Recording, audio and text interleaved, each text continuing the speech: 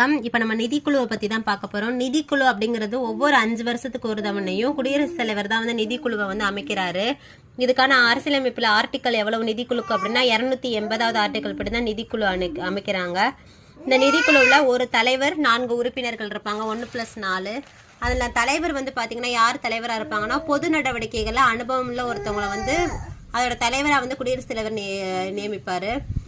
நிதிக்குழுவில் வந்து 3 உறுப்பினர்கள், மொத்தம் 4 உறுப்பினர் இருப்பாங்க. அதில் 3 உறுப்பினர்கள் வந்து நிதி நிர்வாகம், அப்புறம் பொருளாதாரம், பொது கணக்கு, அரசோட நிதித்துறை, இதில் எல்லாமே ஒரு நிபுணத்துவம் பெற்றவங்களா நல்லா தெரிஞ்சவங்களா இருக்கவங்கள தான் இந்த ஒரு 3 உறுப்பினர்கள் போடுவாங்க.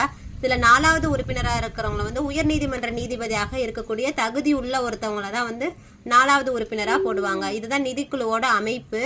இந்த நிதிக்குழு வந்து என்னென்ன பரிந்துரைகள் எல்லாம் வழங்கும் அப்படின்னா, வருமானத்தை வந்து மத்திய மாநில அரசுக்கு வந்து பகிர்ந்து கொடுக்கறது, அப்புறம் வந்து மானிய உதவி எல்லாம் கொடுக்கறதுக்கான வழிமுறைகள் கொடுக்கறது, அதுக்கப்புறம் பஞ்சாயத்து அமைப்புகளுக்கு நிதி ஆதாரங்களை வலுப்படுத்துறதுக்கு எப்படியெல்லாம் வந்து இந்தியாவோட தொகுப்பு நிதியை அதிகரிக்கலாம் அப்படின்றக்கான பரிந்துரைகள் கொடுக்கும்.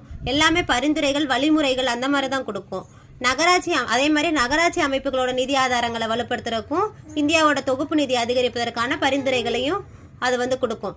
குடியரசுத் தலைவர் வந்து நிதி சம்பந்தப்பட்ட விஷயத்துல ஏதாவது பரிந்துரைகள் வந்து கோரினார் அப்படின்னா அந்த பரிந்துரைகளையும் இந்த நிதிக்குழு வந்து கொடுக்கும்.